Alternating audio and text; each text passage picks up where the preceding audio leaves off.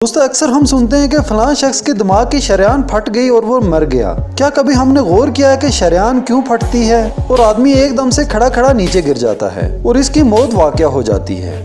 تو آئیے آج ہم سمجھتے ہیں کہ یہ سب ماجرا کیا ہے۔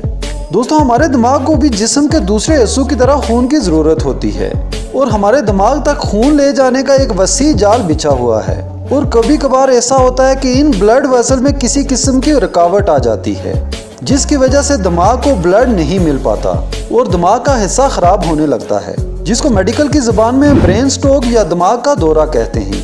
دوستو سٹروک کی دو قسمیں ہیں، ازمیک سٹروک اور ہیمریج سٹروک۔ دوستو اب دیکھتے ہیں کہ ازمیک سٹروک کیا ہوتا ہے۔ دوستو اس قسم کے سٹروک میں دماغ کو جانے والی آرٹری میں رکاوٹ آ جاتی ہے جس سے خون دماغ تک نہیں پہنچ پاتا۔ اس قسم میں مریض کو فالج کا اٹیک آتا ہے جس سے اس کے ہاتھ پاؤں کام کرنا چھوڑ دیتے ہیں اور اس مریض کو لکوہ بھی ہو جاتا ہے، اور اس کے علاوہ مریض کی آنکھیں بھی بند ہونا شروع ہو جاتی ہیں اور مریض کو چکر آنے لگتے ہیں جس کی وجہ سے اس کا کھڑا رہنا بھی ناممکن ہوتا ہے اور اس کی زبان بھی لڑکھڑانے لگتی ہے۔ بعض اوقات یہ علامات 24 گھنٹوں کے اندر بھی ہو جاتی ہیں۔ اس کنڈیشن کو ٹرانزینٹ ازمیک اٹیک کہتے ہیں، یعنی کہ یہ وارننگ سائن ہوتا ہے کہ مریض کی دماغ کی جانے والی نالی بند ہو رہی ہے۔ دوستو آئیے جانتے ہیں کہ اس سٹروک کی وجوہات کیا کیا ہیں۔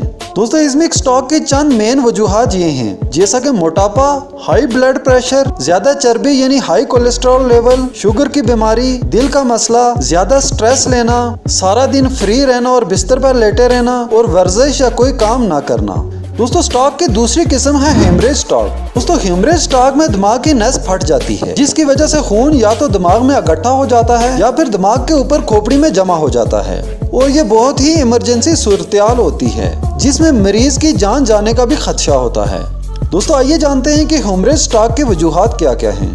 دوستو ہیمریج سٹروک کی وجوہات بھی موٹاپا، high blood pressure, high cholesterol level, sugar کی بیماری، دل کا مسئلہ، زیادہ سٹریس لینا، سارا دن فری رہنا، ورزش یا کوئی کام نہ کرنا وغیرہ ہیں۔ دوستو آئیے اب جانتے ہیں کہ سٹروک کے مریض کو چیک کیسے کریں۔ دوستو سب سے پہلے مریض کو کہیں کہ وہ مسکرا کر دکھائے۔ جب وہ مسکرائے گا تو آپ اس کے چہرے کو دیکھیں گے تو وہ ایک طرف مڑا ہوگا جیسا کہ لکوہ میں ہوتا ہے۔ نمبر 2، مریض کو کہیں کہ وہ اپنے دونوں ہاتھ اوپر اٹھائے، اور جب وہ ایسا کرے گا تو اس کا ایک بازو نیچے گر جائے گا اور دونوں بازو ایک ساتھ کندھے سے اوپر نہیں جائیں گے۔